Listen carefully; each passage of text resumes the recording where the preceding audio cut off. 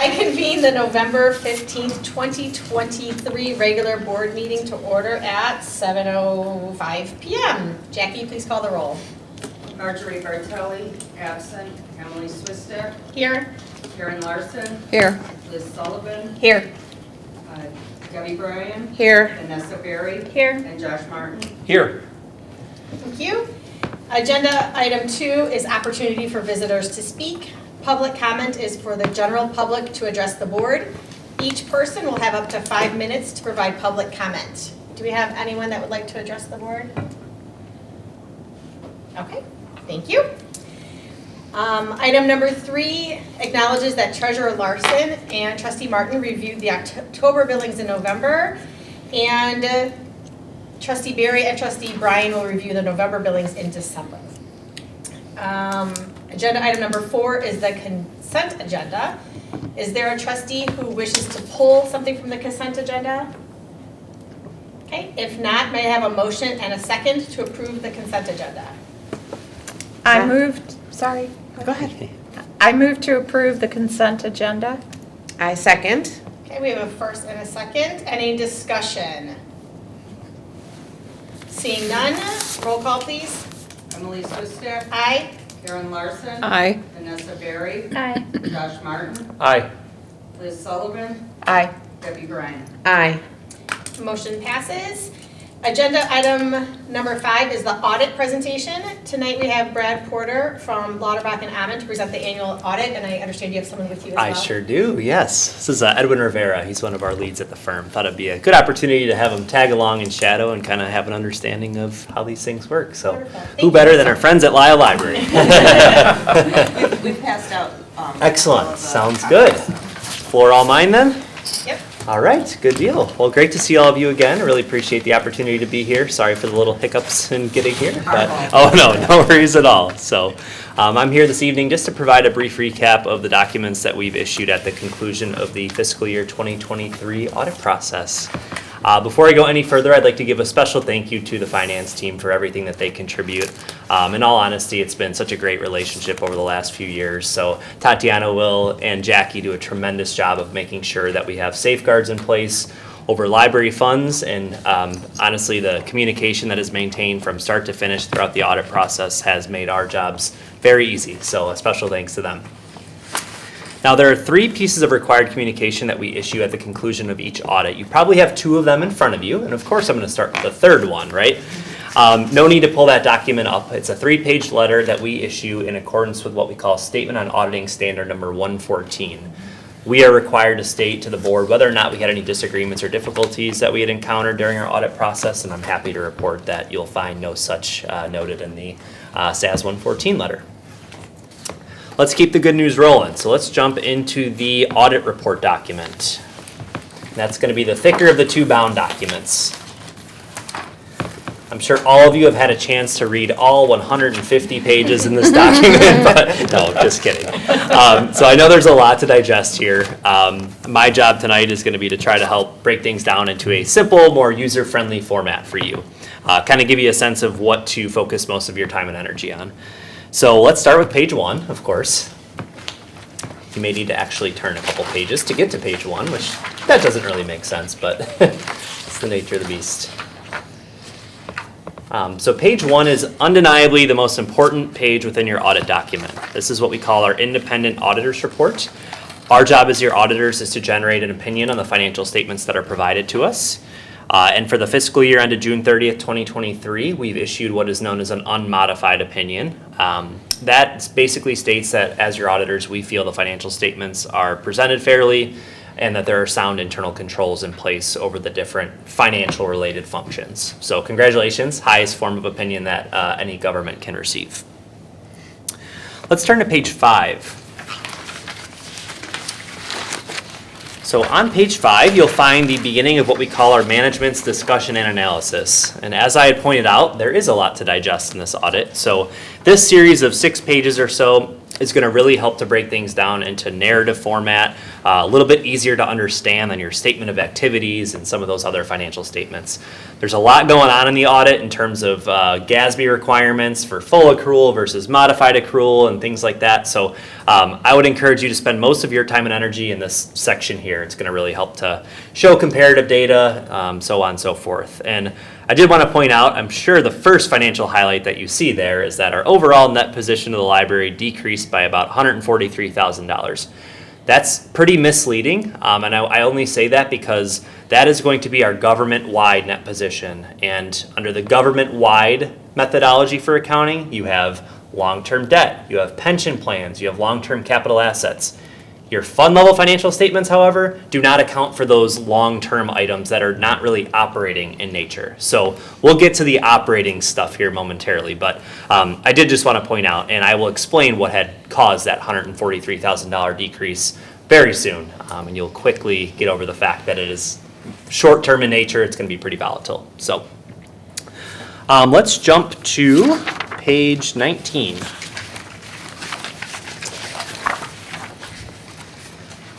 Now, page 19 is going to be more of what you are accustomed to seeing via your monthly treasurer's reports and financial statements. This is going to be our general fund income statement and our special reserve fund income statement. So midway through the page, there's a line item called excess or deficiency of revenues over or under expenditures. Does everybody see that on page 19? That is basically our operating income for the year, before any transfers take place, etc. So the general fund, you'll see, had positive operating income for fiscal year 2023 of about just shy of $320,000. That does not account for the $1.1 million expense that the general fund then makes to our special reserve fund to help subsidize some of those capital expenses. So yes, our general fund position did decrease pretty significantly this year as a whole, but from an operating standpoint, we had positive $320,000 operating income. Does that kind of make sense?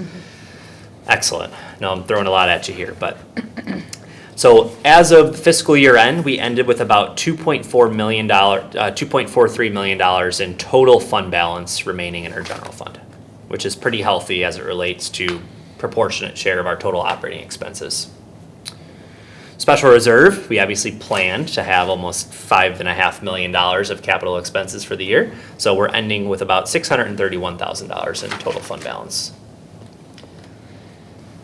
All right, I know that was a lot of numbers. Let's keep it moving. Quick question on that. Sure, one, yeah. If I may.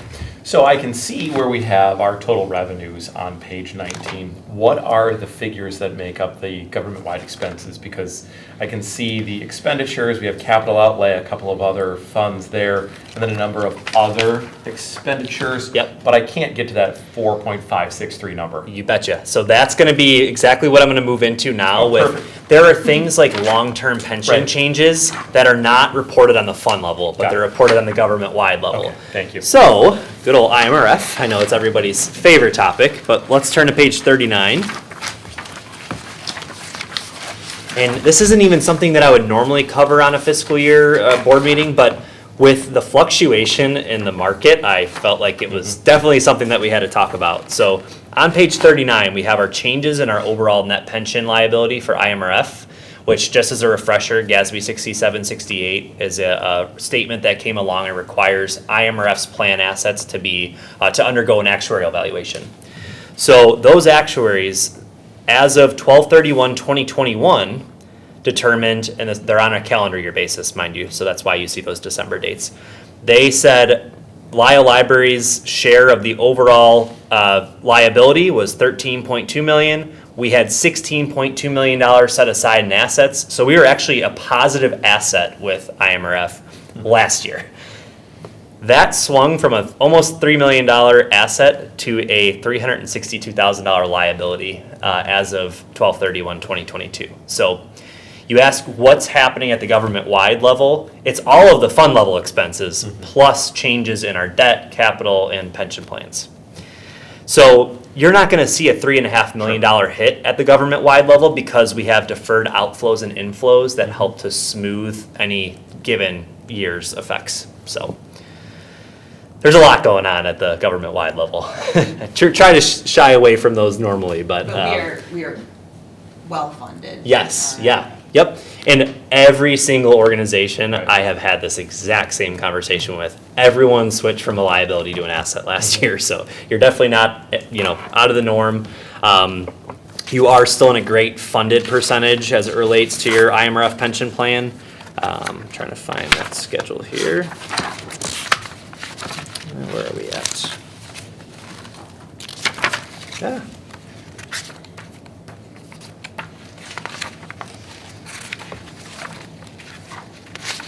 Bear with me. There are a lot of pages here.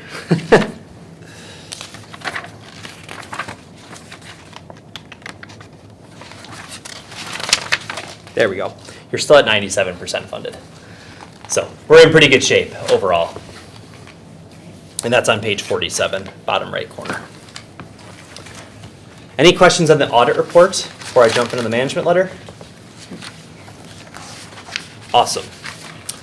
And obviously things will come up after the meeting, so certainly feel free to reach out that way.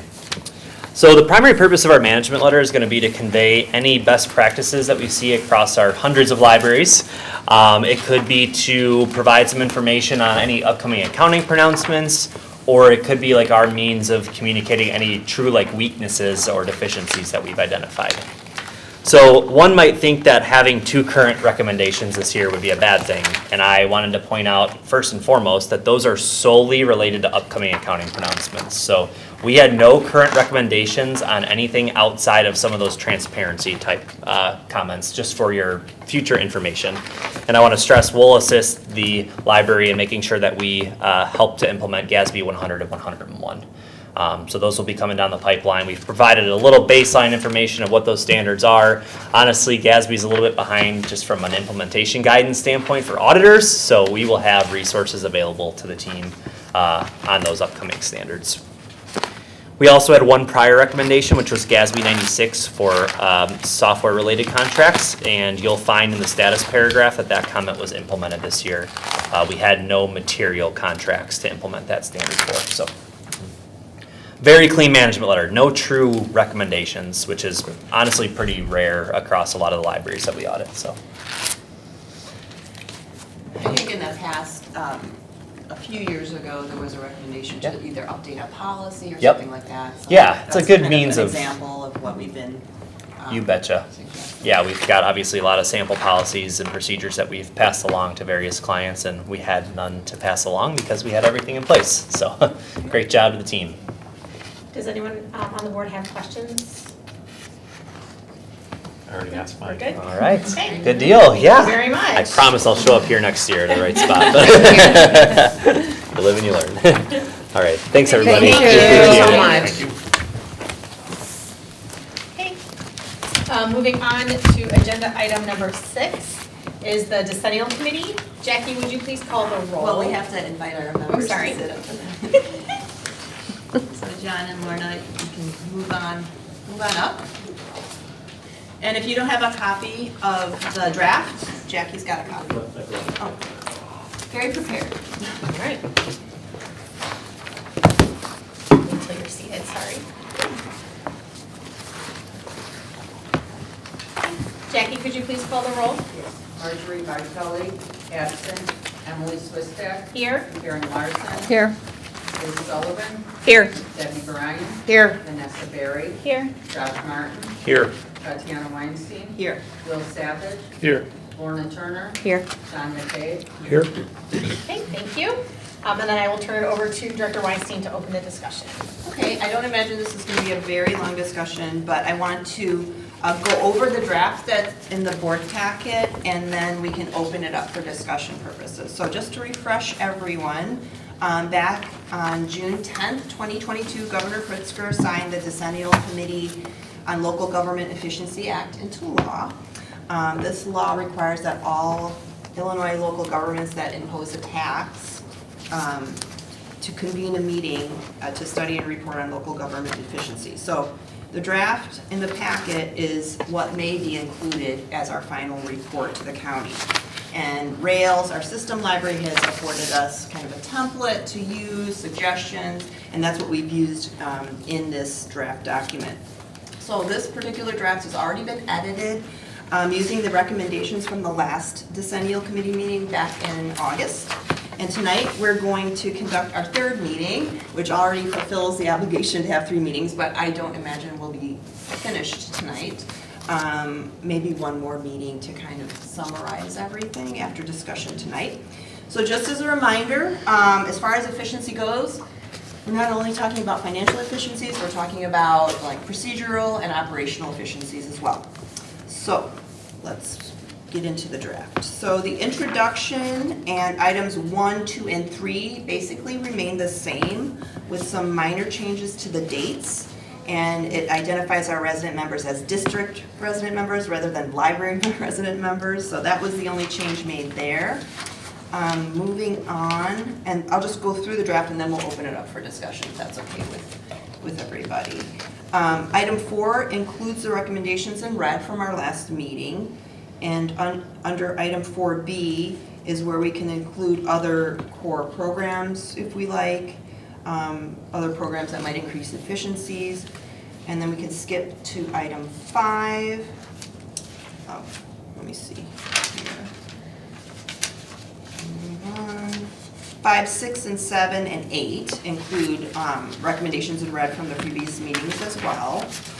And then I added 3 more bullet points to item 9, as you see in red, that this includes the audit, the chain of command when reviewing invoices and bills, and then the last one describes the library's procedures and having and disseminating information efficiently through department head meetings and all staff meetings and things like that. And then under item 10, I also included the policies that are going to be presented at tonight's meeting. Number 11 includes a new service offering we are considering starting in the new year. I know I emailed the committee about that, so I'm going to describe it a little bit more tonight. It's an automatic library card renewal service, and if the committee agrees, we can include this service in the final report. So this service is an outside vendor. It would allow the library to offer library cards that essentially do not expire, and it would be only for our district residents. It wouldn't be for our reciprocal residents. So the library received confirmation that the resident is still a district resident, and if they move, we would also receive information that they've moved out of district. And this would be done by this outsourced service. The library would receive confirmation about if people moved, as well as if there's people have deceased as well. So this would save staff a lot of time and energy.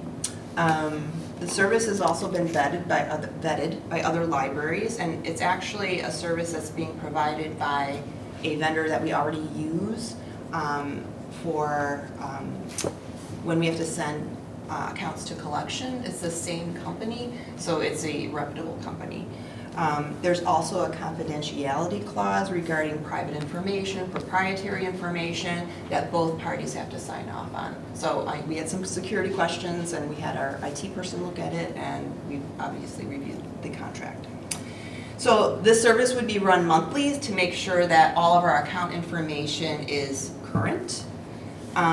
And then if you didn't know, you probably do because you all have cards, but auto renewals, if we went with this service, it would not require patrons to have to come in to verify their address.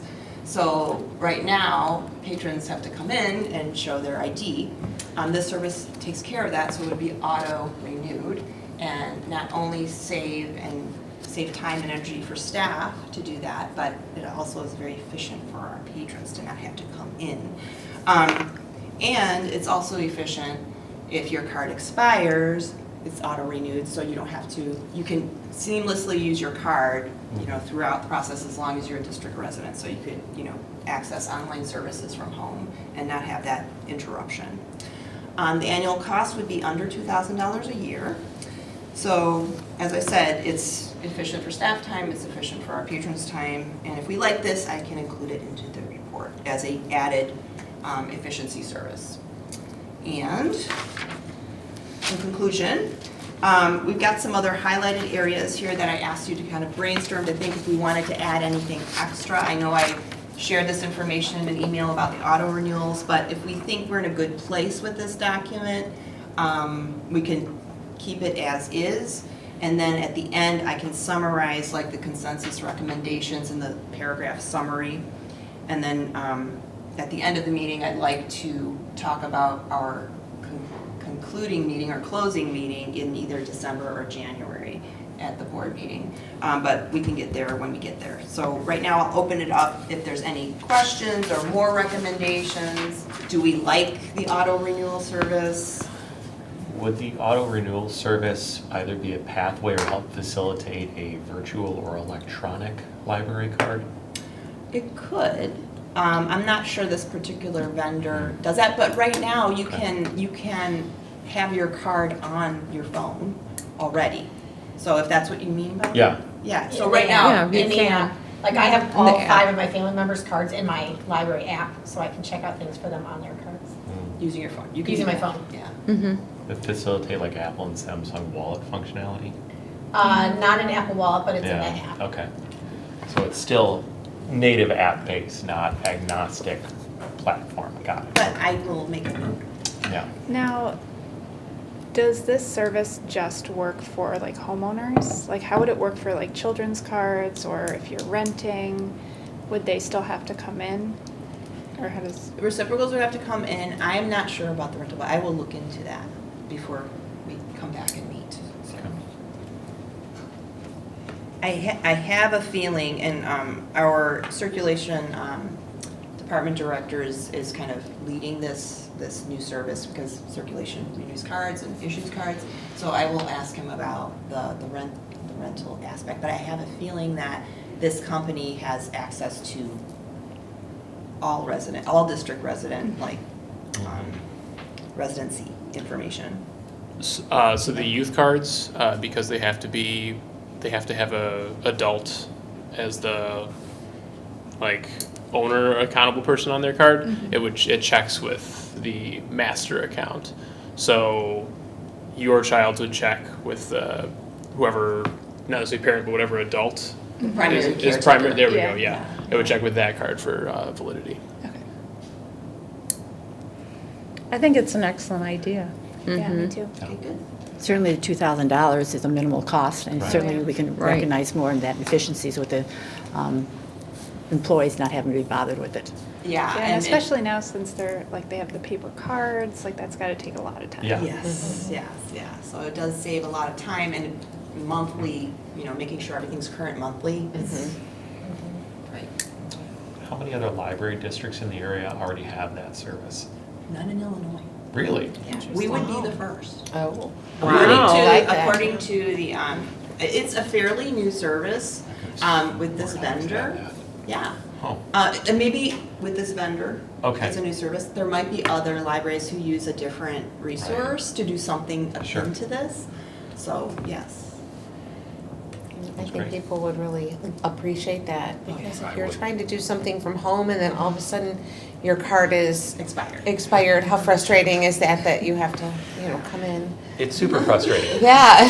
Audience member who's It'd be experienced that. Most- it'd most of my right, be consumption is discouraging for virtual, you so- then to, not wanna use the library. So no, I think it's great, yeah. Do we like what's in the draft document? Is there anything else you would like to add or make mention of? As far as like a summary, what do you think we should include?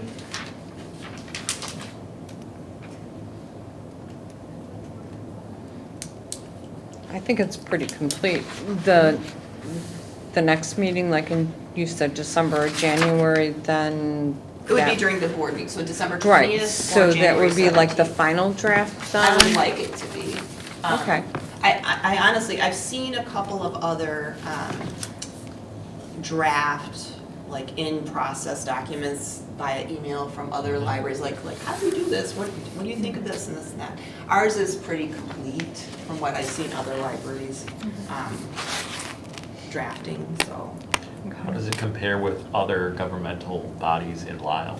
You know, Have we looked at any of them? I haven't, and Okay. actually, there's probably some that haven't even really delved as far Okay. as we have, so. Yeah, specifically the fact that we reference intergovernmental partnership, if they're not also putting the same things in Well, there, that's that on would be.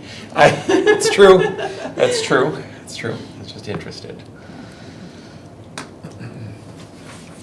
Do either of our resident members want to mention anything? No, I mean, No, you've I got it emailed covered. you, I did emailed you before, certainly query all the employees, because there's things that, best practices that you may not be aware of, that they've implemented on their own through their department chairman or Just like something like this new that. service. Right, yep, yep.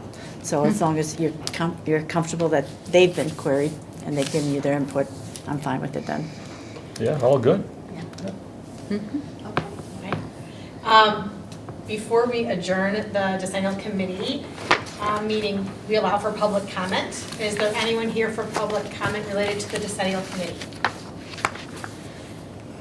Okay, seeing none. May I have a motion and a second to adjourn? I move to adjourn. I'll second. Okay, discussion? Roll call, please. Emily Swister, Aye. Liz Sullivan, Aye. Debbie Bryan, Aye. Vanessa Berry, Aye. Lorna Turner, Aye. John McKay, Aye. and Karen Larson, Aye. and Josh Martin, Aye. Tatiana Weinstein, Aye. and Will Savage. Aye. Is everyone? Okay, so the decennial committee meeting is adjourned. Thank you, Thank John. you, John and Thank Dave. you. Thank you. Mr. Mark Rogers, would you please join us? Principal's office. Okay, item number 7 is unfinished business. 7A is capital improvement project monthly project status update. Mark, would you please update the board? Of course. So good news, and I haven't tested it myself, so I don't want to put my foot in my mouth, but the AV system was installed. Trained, right? Yes. All right, there we go. So that was a big You one can that. see the Screen it there. Yeah, the panels here, yeah, so I didn't know if it was a sticker, if it's actually working or not, but yeah, no. That's great Touch news. to use the system. Right, there was a long wait for that component of it. There's still little touch-ups here and there going on right now. So you all know that there is the punch list update walk actually was scheduled for tomorrow. I had to push it for some conflict on my end to Monday, but it's getting done with Camosi, Sheen, Hartree, now Wolpert, myself, as well as the library. We're gonna walk the whole building on Monday, essentially make sure that Camosi is either closed out, or if there are a couple lagging items, they get taken care of right away, because Camosi's interested in closing this project out. We still hold over $200,000 on them in retainage that they're interested in closing out. So the good news is with the AB done, we think we're about there.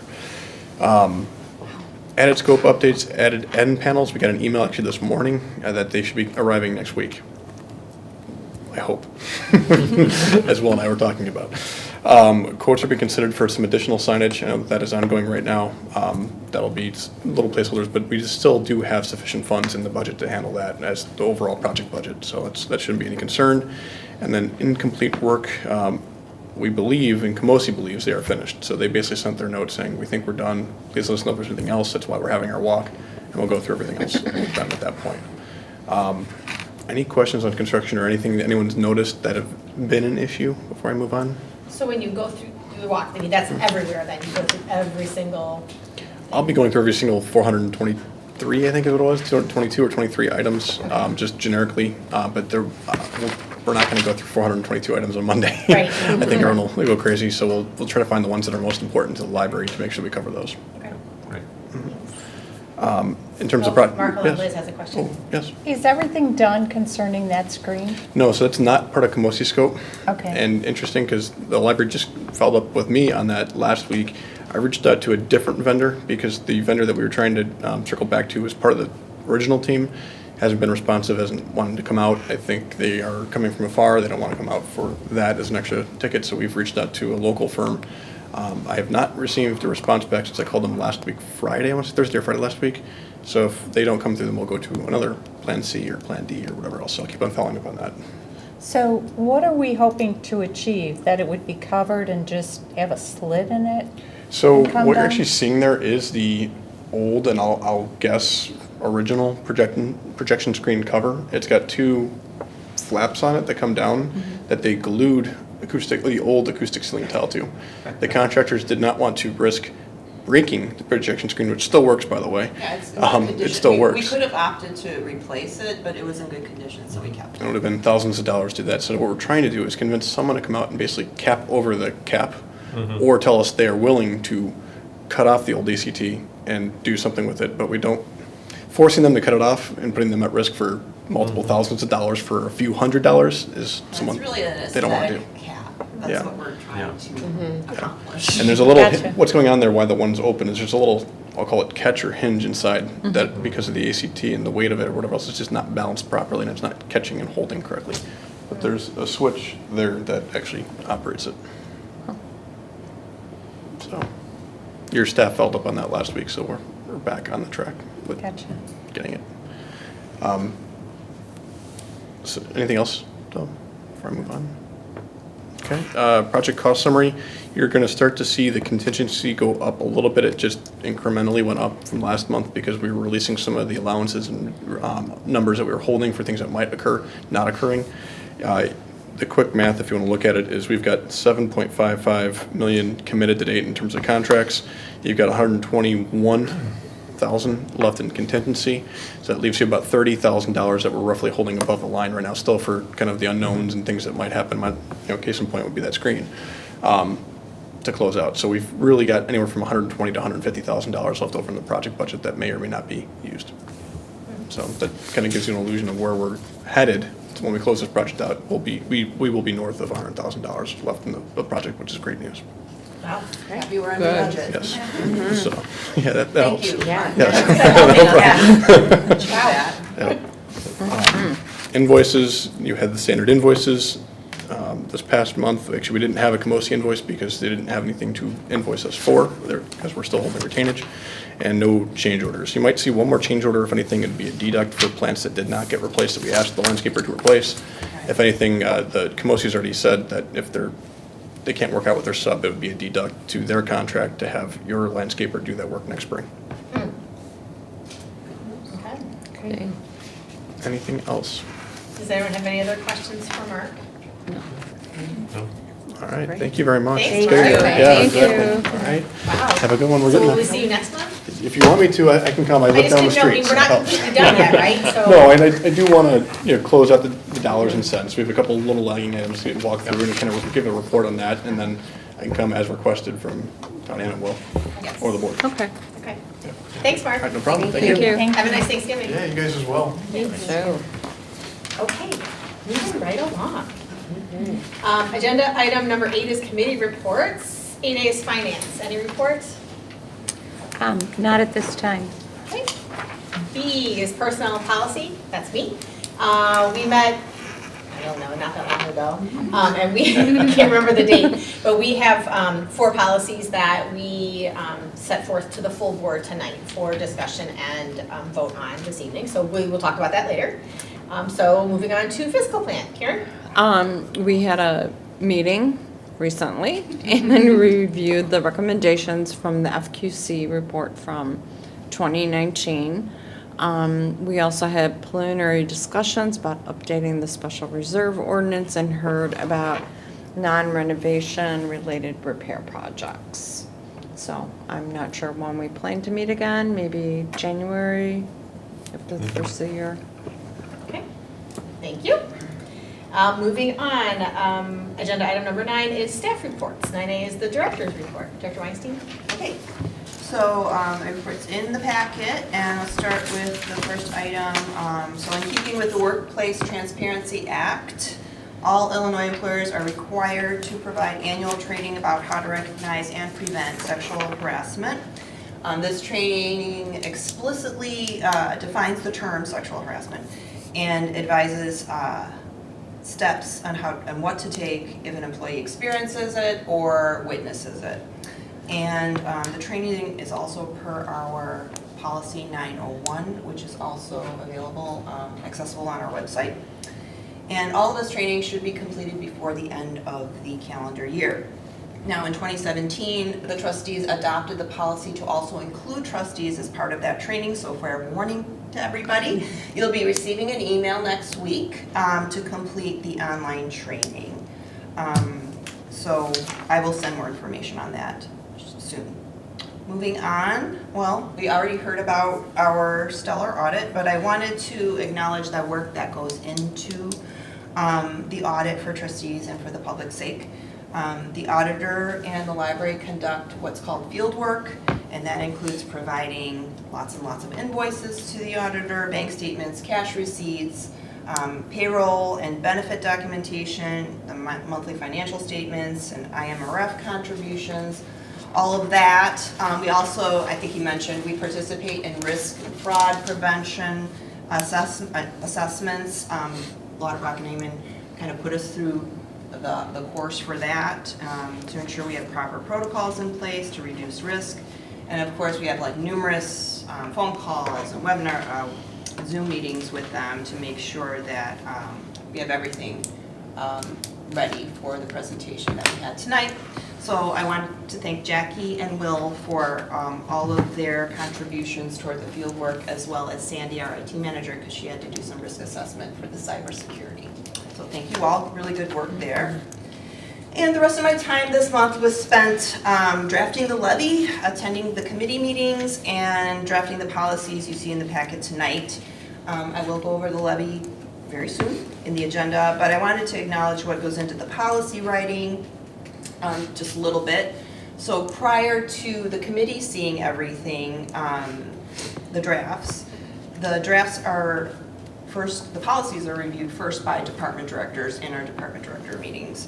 And then after that, I take their recommendations, do a little bit more research, and then I start drafting the policies with all the strikeouts and the red and all the different color marks, and introduce new language to the policy. Then I provide the Personnel and Policy Committee a copy of the current policy, the draft work that shows all the strikeouts, and then a clean copy for easier reading. And so tonight you have all three versions, just so you can see what work that the committee did. And I think it's been a very effective policy process for policy writing. It allows for a variety of perspectives. You get department head perspectives, you get committee perspectives, and then tonight we can hear from the board if they want to make some changes. So we'll get to those in just a bit. And that concludes my report. Okay, Great, you. thank you. Okay, 9B is the Assistant Director's report. Assistant Director Savage. Thank you. So as you can see, I had several meetings this month regarding a couple different things. A lot of stuff with the facility.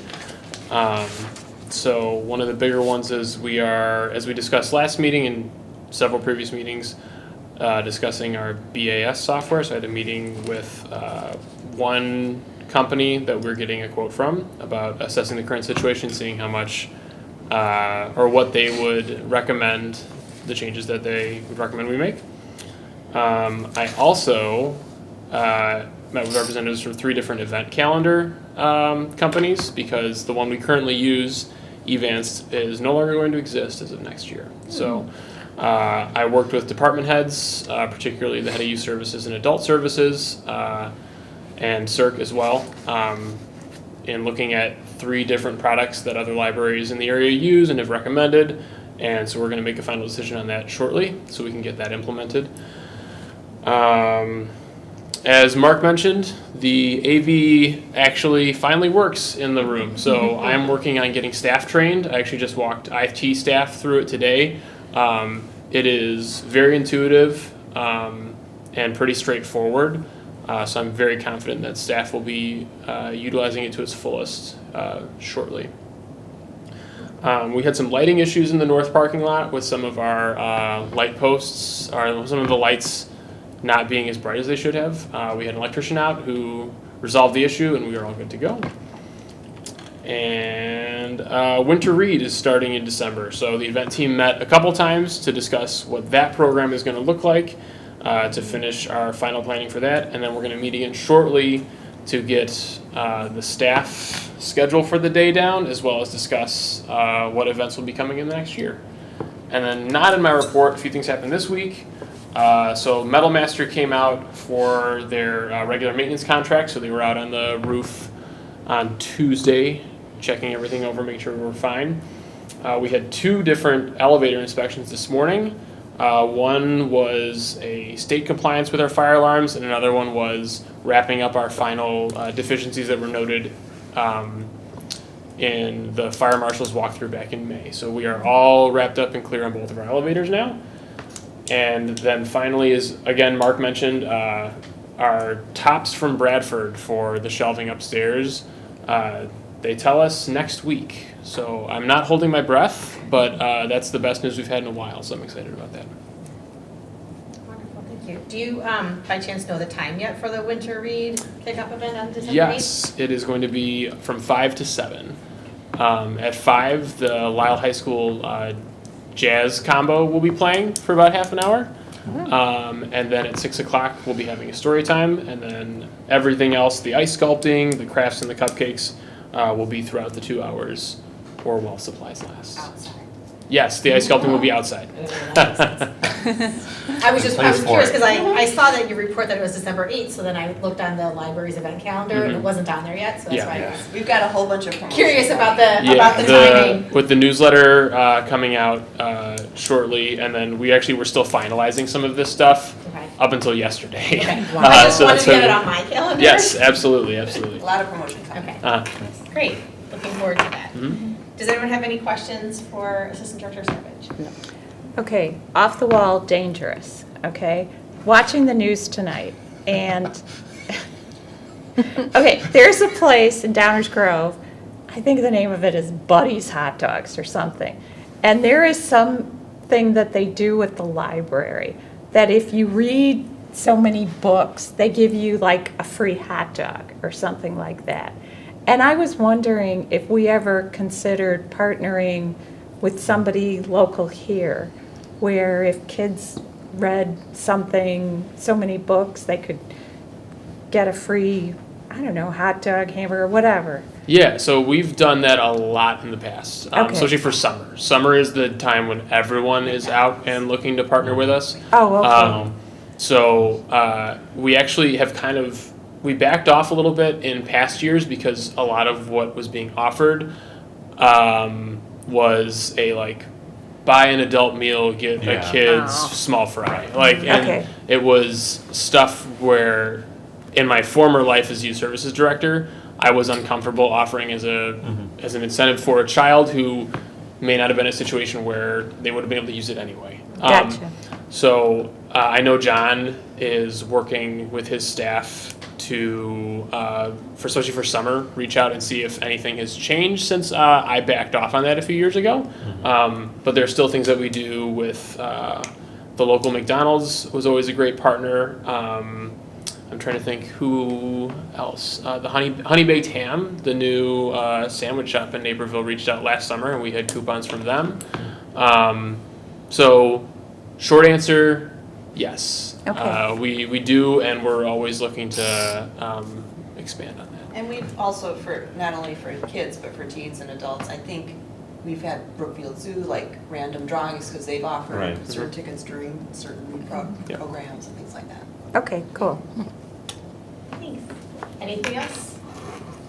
Okay, thank you. Okay, so moving on then. Item number 10 is new business. 10A is to accept the annual audit. May I have a motion and a second?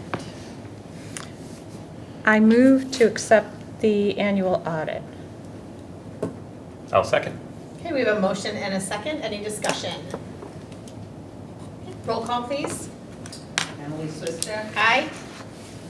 Karen Larson. Aye. Debbie Bryan. Aye. Vanessa Berry. Aye. Liz Sullivan. Aye. Josh Martin. Aye. Okay, motion carries. Item 10B is to adopt LLD Ordinance 23-05, the tax levy ordinance. May I have a motion and a second, and then Director Weinstein can provide an explanation. I move to adopt Lisle Library District Ordinance 23-05, a tax levy ordinance levying taxes for corporate purposes for the fiscal year beginning July 1st, 2023 and ending June 30th, 2024. A second? We have a motion and a second, so I will pass it over to Dr. Weinstein before we have a discussion. Okay, so this is the big levy we do every year. I provided an overview document for trustees and for the public in the packet. And there are a couple of supplementary documents that trustees have that provide basic levy terminology, the calculations that the county makes for us, and the CPI trends for our region. So we can get into the levy discussion. All the revenue generated by tax levy ordinance 23-05 will be received in the next fiscal year, even though the levy itself is labeled as this year because we created in this year. That's just a kind of a legal thing. The levy itself cannot exceed the amounts appropriated in this year's B&A, which appears on the left side of the levy ordinance, the left column, I should say. The library's B&A was reviewed by the library's finance committee in a previous meeting and also was endorsed by the library's attorney. It was then approved by all of you trustees in September. So we drafted this levy using the adopted B&A, the adopted working budget for projection purposes, last year's DuPage County final extension document, and the renovations financial plan. And then again, the attorney has also reviewed this levy ordinance and has endorsed it for us. The ordinance itself shows a 4.8% increase from last year's requested amount, which corresponds with the financial plan that preceded the library's capital improvement project, meaning the renovation. So we are following those financial recommendations to ensure that we're fiscally sound as we move from year to year. We worked with PMA Securities firm, Lauterbach and Amen, and the library's contracted financial advisors, Sickich and Ellers, before and during the renovation project. A lot of financial and other information, as well as hyperlinked documentation, can be found on the library's website under About Us, under the LLD Capital Project page. So if you or the public need to review some of the presentations from PMA or some of the other advisors, those are all there to view. So in sum, the financial plan that PMA worked out for us basically allows for increases that follow the CPI, or the Consumer Price Index.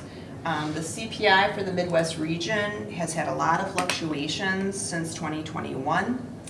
As we all know, it's been up and down. It's been pretty volatile. It's been as high as 9.5% for our particular region between 2021 and 23, and currently it's hovering around 4.6 for the Chicago/Naperville area specifically. And then just today, PMA sent us an email. I'm not sure everybody saw what I pushed out to you, but basically they just want institutions to not look at the CPI month to month. They want to look at it, from year to year. It's just a better way to make determinations about any financial decisions, and I think we've accomplished that with our 4.8%. We could have gone 4.99, but we went forward at 4.8. I think also we are all very pleased that the library decided to move forward with the renovation when we did, because we've had, we've kind of gotten away from the ups and downs beforehand, and we have some very reasonable rates that we've had to pay out for all of our professional services prior to the big fluctuations. We also received a Moody's rating of AA1 in 2021, and then since even embarking on the renovation, we've had very stable audits year to year. So with that, I respectfully recommend that trustees adopt Levy Ordinance 23-05 as presented, understanding that we will always take very measured steps in terms of expending funds and then also evaluating our budgets moving forward, because in just a few months we'll be looking again at the working budget for the next fiscal year. And that is my overview. Thank you. Questions for the director? Very straightforward. Yeah. Anything else to add, anyone? Okay, Jackie, can you call the roll, please? Emily Swissack. Aye. Karen Larson. Aye. Liz Sullivan. Aye. Josh Martin. Aye. Kathy Bryan. Aye. Vanessa Berry. Aye. Okay, motion carries. Item 10C is to approve the certification of compliance with TITA. May I have a motion and a second, and then Director Weinstein can provide an explanation for that as well. I move to approve the annual certificate of compliance with the Truth in Taxation Act, otherwise known as TITA. I'll second. Okay, motion and a second. Director Weinstein? That's very self-explanatory, I think. That it's a certification that tells the public that we are indeed not levying more than 5%. Any questions? Okay, roll call, please. Emily Swissack. Aye. Kathy Bryan. Aye. Vanessa Berry. Aye. Josh Martin. Aye. Karen Larson. Aye. Liz Sullivan. Aye. Okay, motion passes. Moving on to 10D. Now we're into the policies that the Personnel Policy Committee meeting put forth to the full board. So the first one is LLD Policy 340, Internet Access and Public Computer Usage. I have a motion and a second. I move to approve the revisions to LLD Policy 340, Internet Access and Public Computer Use. I second. Okay, we have a motion and a second.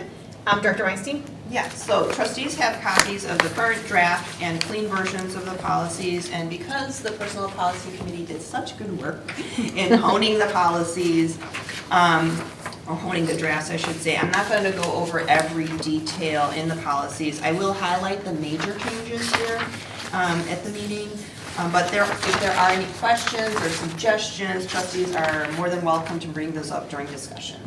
Okay, so Policy 340, in sum, basically has a better introduction. We retitled some subcategories.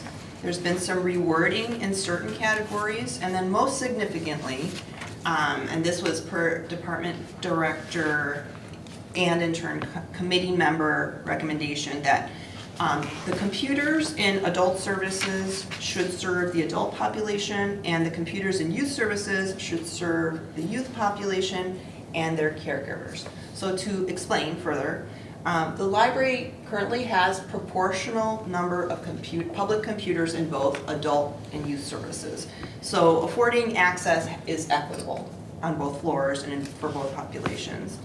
And arranging access in this way does a few things. It helps ensure that the noise is better tolerated in each area, as well as it affords the people using them to have staff who have expertise in working with those populations.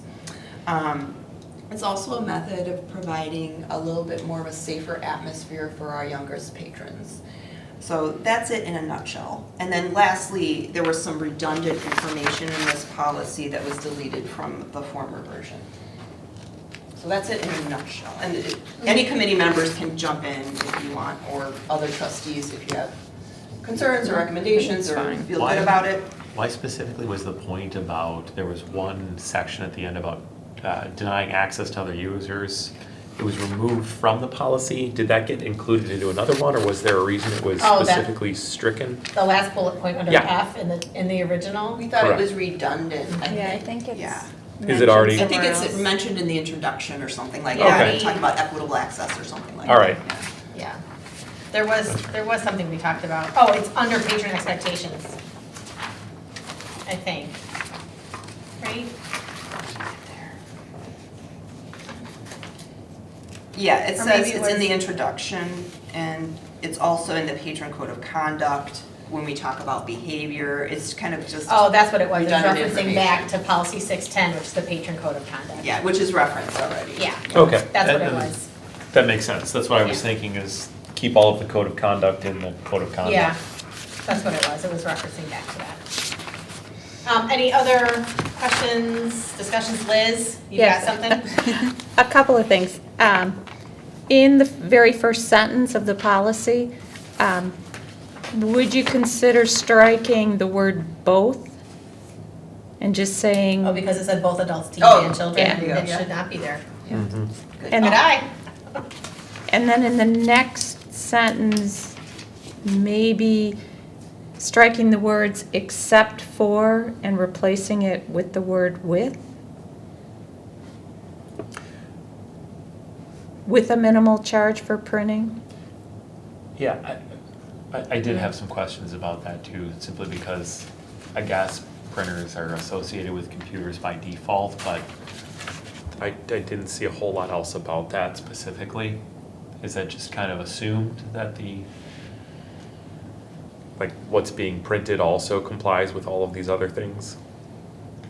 I think so. I mean, not everybody prints, and there's not, you know, so using computers, you don't have to print. You know, Right. so it's just in there so that we're saying that if you print, there'll be a charge. there'll be a charge, yeah. Instead of having its own category, because not everybody prints.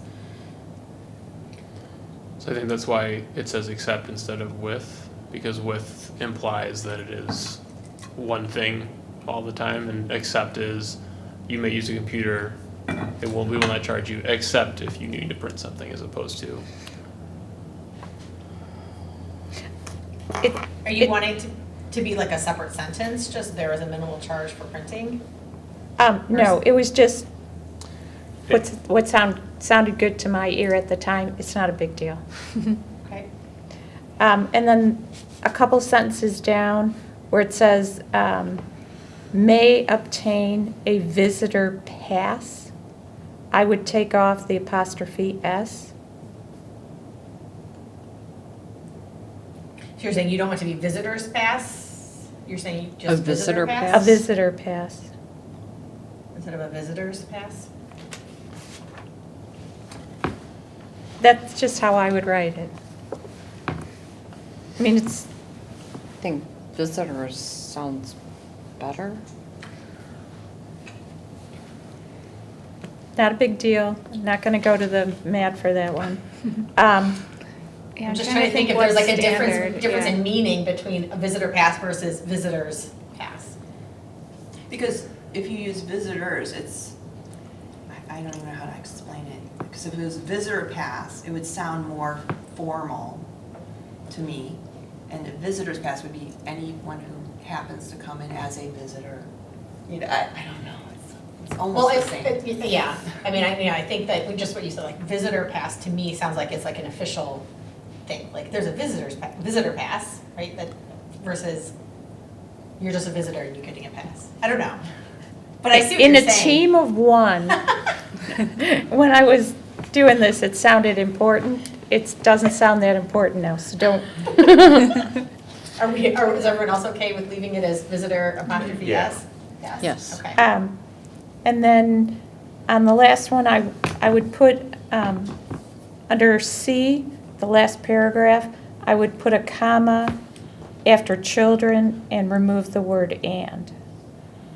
Use of the youth service public computers shall be restricted to children, comma, teens and their comma, caregivers. and their caregivers. I see. We'll Yeah. take that. Okay, so I got There you 2 go. out of 5. That extra comma in there. There you go. I think that's good. Got to take the My bad with the larger good. questions were about the specific reference to printing only being in the opening paragraph and then nowhere else in the policy. So for instance, we have the reference below in section E4.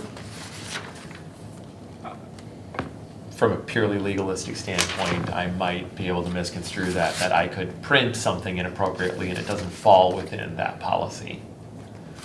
So, viewing or audibly listening to, but we just we acknowledge that printing exists, but don't really have a policy that governs what can or can't be printed. How would you print it without viewing it or audibly listening to said material? That's a great question. Yeah, that's what I was gonna say. You'd have to view it to print it. I could very easily, turn the monitor off and hit print. But you would have had to navigate to said page and view it, and then turn the monitor off. Yeah. I mean, Yeah, so I think that would be covered, because if somebody printed something, you could be like, well, it was obviously up on your computer screen. you say that, but you're gonna put it in the policy about printing, then it's might be easier simply to write exactly what can or can't be printed rather than assume that. Like just add viewing, printing, Comma, or printing, audibly comma, or listening to Right. material. Yeah. That's kind of what I'm getting at is we reference printing, but then immediately assume all of it is virtual, electronic only consumption. So viewing, comma, printing, comma, or audibly listening to material. Okay. Okay. Okay. Anything else?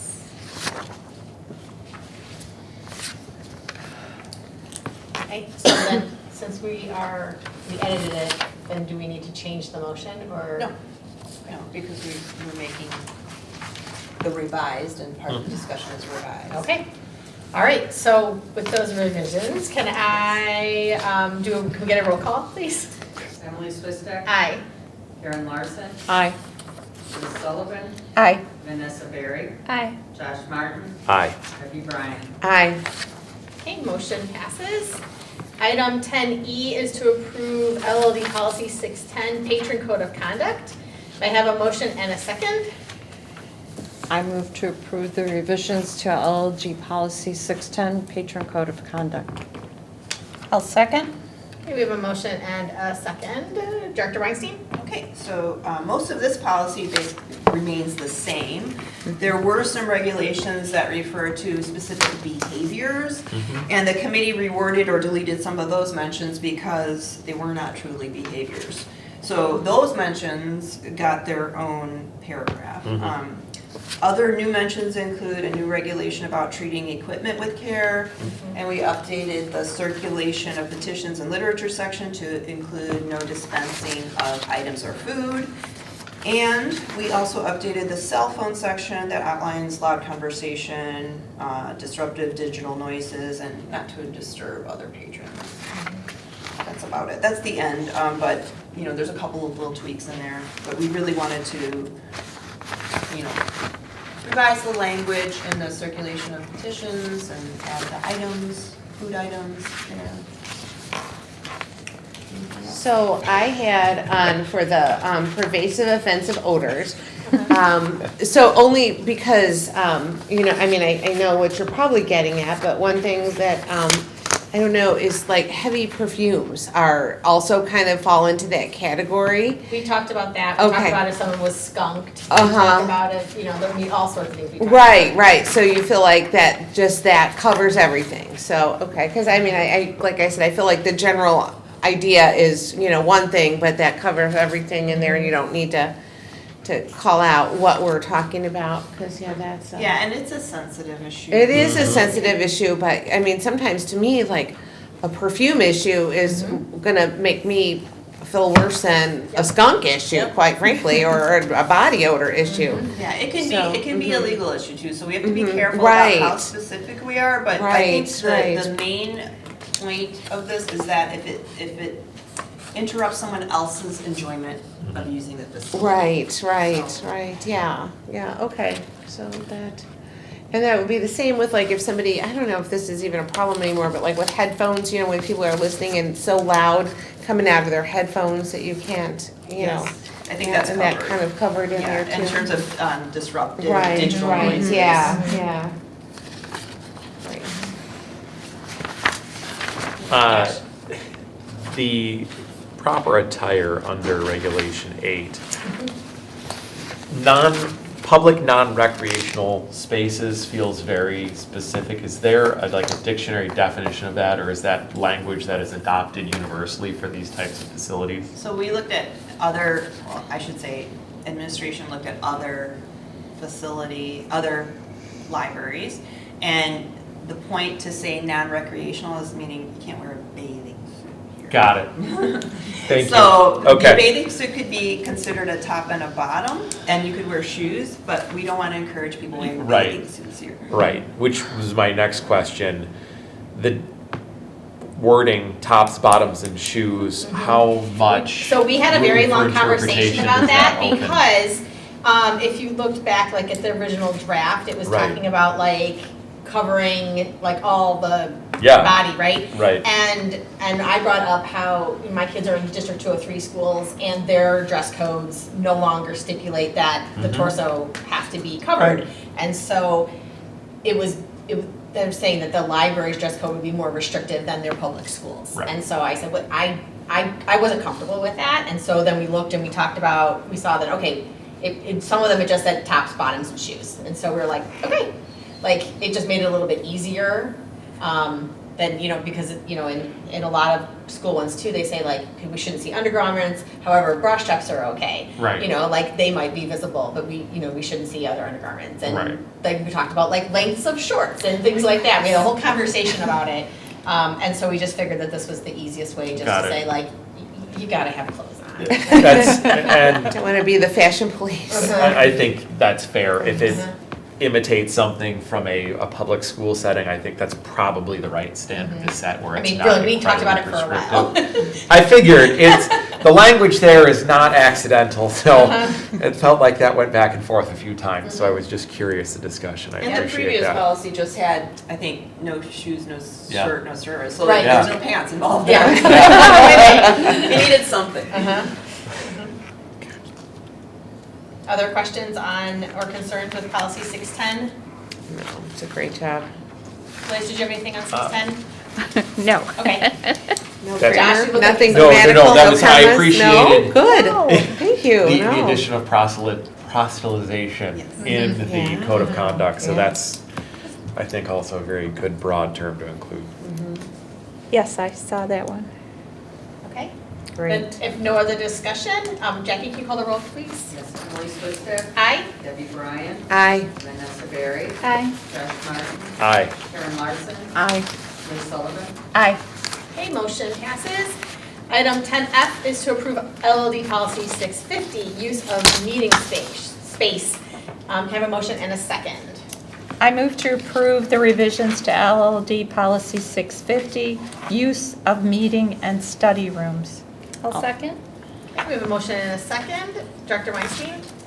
So this policy received the most attention in terms of editing, as we completely revised it and needed to because since the renovation, we had a lot more places to meet in the building. We've also included an ability to reserve the 2 new study rooms that are in the library's main entrance lobby. So number 1, we changed the name of the policy to include the study rooms. And it now includes an introductory paragraph where this policy never had one before. We've distinguished reservable meetings from first come, first serve rooms. We've inserted better descriptions of the rooms, their locations, their names, and we provided better language throughout and deleted redundant and or unnecessary language. So in a nutshell, we've again allowed for the reservation of the maple and ginkgo. In the, Yes. in the 2 study rooms in the circulations lobby, because we have some patrons who come and park for an extended period of time throughout the day, and that's great, but it also denies other users from those rooms. So having them reservable for 2-hour periods, twice a week, we thought was very reasonable. Our department director meetings, we've looked at other library, schemes for this kind of reservation system. And we're very much in the middle of, the allowance of hours for those rooms and things like that. And as Assistant Director Savage mentioned, the online calendar program we are now evaluating will also have a reservation system for those study rooms. So that will be part of it. Speaking of those rooms, so on page 159, ginkgo is spelled 2 different ways. So in the bold heading, it's one way, and then right underneath, it's the other way, is a different way. And I can never remember which one is correct for ginkgo, even though it's my favorite Which one is tree. It's the, It's The one- G-I-N-G-K-O, and then it's G-I-N-K-G-O. Yeah, I see it, okay. it's the one in the text. But it's ginkgo, right? Yes, yes, Not ginkgo. correct. So we need to fix that. We will do that. Okay. Okay, So- thank you. Yes. The policy itself, the designated contact must be 18 years of age. Does that mean they can reserve it for someone else? No. They have to be the person responsible for after they're done with the meeting, and it's just for the meeting rooms. Right. No, I understand. They are the responsible party, so if there's any damage to AV equipment and the like, they are that responsible party. Okay. So if there is a resident who is, I'm going to be the responsible party, but the meeting will be, my neighbor having the. Okay. As I read this, it's not clear to me that the designated contact is actually the person who's using the space. They're the person reserving the space and responsible. But when I read this, there's a designated contact. Okay, that's great. I've reserved the room. My friend's going to come use it. So we're just saying that's fine, but you're still responsible for it? Or no, your friend has to be the one reserving it. And if they're not an LLD member, then you need to be there with them. Yeah, and that is actually outlined in the application to fill out the meeting room. But if the board feels like it needs to be in the policy, that's fine. The application to reserve the meeting room does stipulate that by signing this application, you will be present at the meeting. Is that application included in here? No, it's online. It's Okay. available online. But I was just looking at D, because it references D, which is Right. about it, so I'm just looking at that right now. Must Yes, complete, item D access. below. Yeah, it's on page 160. I probably have to look at the clean version to find that. don't Yeah, look on page 160. I? Okay. Right. At the top of 160, it says reservable meeting room application, and there's information about it. So access via the library's website, a circulation desk. So it doesn't say. Yeah, that We could add references, that. it references applicant. Maybe just change the language in section, in that first regulation, A1. Applicant, there must be an applicant who is 18 years of age because we use applicant below in section D. And just unify designated contact to applicant. I think that language would help clarify it a little bit. Okay, can you repeat that, what you're thinking? Yeah, so in A1, there must be an applicant who is at least 18 years of age and has a valid LLD card. But don't you want to also include they must be present at the meeting? Well, if that's part of the application, that's fine. The designated contact makes it seem like It could be someone else. you could be Anybody. someone else, yes. But I think the applicant aligning it with the rest of the terminology achieves the same goal. Gotcha. Okay. I think that makes sense. Anything else that anyone sees? I got a little confused, and maybe it's just how I'm reading this. The Oak Study Room on page 158. Is it a reservable study room? And should it be moved under It's both. It's both. B? That was on our conversation, so it's under C also. First come, first serve room, but then it's also under reservable meeting room because of the fact that it can accommodate 12 to 15 15 people. So it's a larger space. So the Oak Study Room is under reservable meeting rooms, A, but then also under C, first come, first serve room if it's not reserved. Yeah, and there is a C also there. And we included that because that room, it's not always reserved, but, we have people who just walk in and use the room as a study room, but because it is a larger group study room, we allow for reservation. So do you see how it's under both, Liz? So it's under reservable meeting rooms, under A, reservable meeting rooms, but then it's also under C, first come, first serve rooms.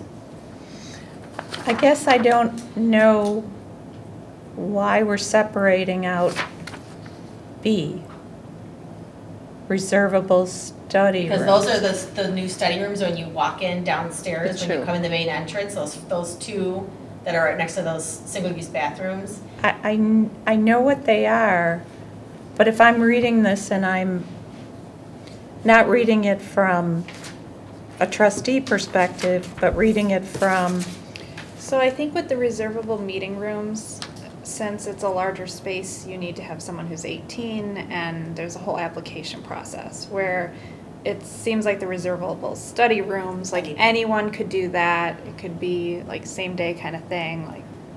And you don't have to be 18 No, for these right. first come, Not first for the group served? study rooms. Okay, No, okay, just for these right. meeting rooms, because there's equipment in here. Right. and Right, things like right. that. And so is there a time limit on the birch and the spruce? I mean, or to be in there on those? 2 hours. For all of them are still 2 hours? For reserving. Okay. Now, if there's no reservations. Okay, and You there's stay no all one day. waiting, so if I come in and plop into the birch study room and there's no one else that wants it for the day, I can just be in there all day? Yeah, and. Do I have to show my library card to No, go in there? No, it's first come, first served. Okay, for And- those, And okay. we will be posting on the reservable rooms, a calendar or timeline that states to the people entering the room saying that, you know, you may be coming in at 9 o'clock today, but at noon, it's reserved from noon to 2 o'clock. Okay, okay, but if I'm in there and then somebody else wants to come in there and I've been in there for a while, will somebody kind of push you out of it? No, No, it's- you're just kind of, It's- those are just, Those are group study rooms, and I believe the policy does state that the public group study rooms are first come, first served, but they're not yours. So Okay. like, if someone else came in the oak room while you were on your laptop and they sat at another table using okay, their laptop, okay. that's allowable. That's just the way it goes, Yeah. okay, gotcha. Most people Yeah. don't. They want their own room. Right, okay. And are they pretty much utilized every day? Oh, yes. Yeah, yeah. Liz, did you have further with your question? I will reread it, but I'm going to tell you it's not a user-friendly policy because I'm not getting it, and she just spent 5 minutes asking questions, so. I wonder if we need like a table of like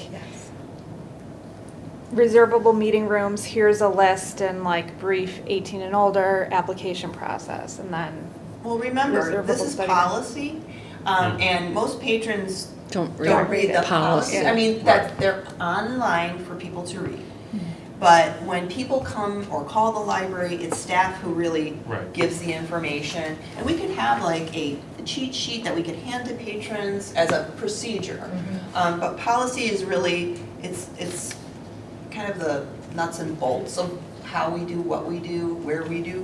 But we can have something a little more user-friendly for patrons who just come in and want Information an about overview of Yeah. how to do this. You're on the website or. Yeah. The new reservation system will actually be very similar to a table, where when you go to reserve a room, it will lay out like the different types of rooms and then have a drop down of like, for the meeting rooms, it'll say like, what kind of equipment would you like? and we'll offer like, we have a DVD player, all that stuff. So it will be much more user friendly, at least when a patron goes to do it themselves or when staff pull it up on the computer to then show the patron what they're preserving. And Liz, one of the things we discussed at the meeting too was, Dr. Weinstein had said that there would be a sign, like in the window of those two right downstairs when you come in, that, you know, if they're reserved. But we also talked about if you wanted to reserve it for yourself for that chunk of time, how to do that. Yeah, come see a staff Come see a staff person. member to do that. So it'll be in the window, like it'll be there and visible so that patrons know what to do if they want to use those rooms. Okay, I think that would be helpful, and I think the online, or the calendaring, the new calendaring would be very helpful. I think that's the hard part too, is that this is just the policy as opposed to the procedure and what staff is Right. going to be doing with it. Okay. Like this is just setting up the policy, Right. but how it works on staff's end is not something that we are dealing with. That's something that staff will take care of. Gotcha. Okay, thanks. Does that help? And once it's, you know, up and running, if we're having questions, we can bring it up at a Sure. future meeting and discuss it further.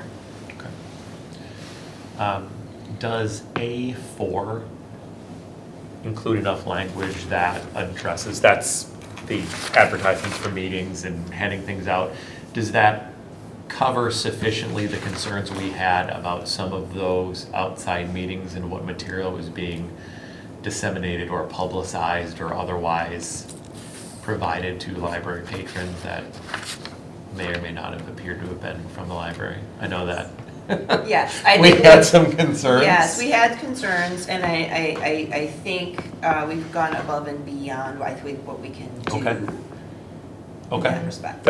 I just wanted to make sure we had sufficient means. Especially when the last sentence that says Yes. advertisements, mailings, and postings that specify Yeah. the LLD must include the disclaimer, Yes. this event is not endorsed or sponsored. Yeah, okay, that's great. Yes, I wanted to make sure that from a pure advertising perspective, we had all of our relative bases covered when it came to some of those groups.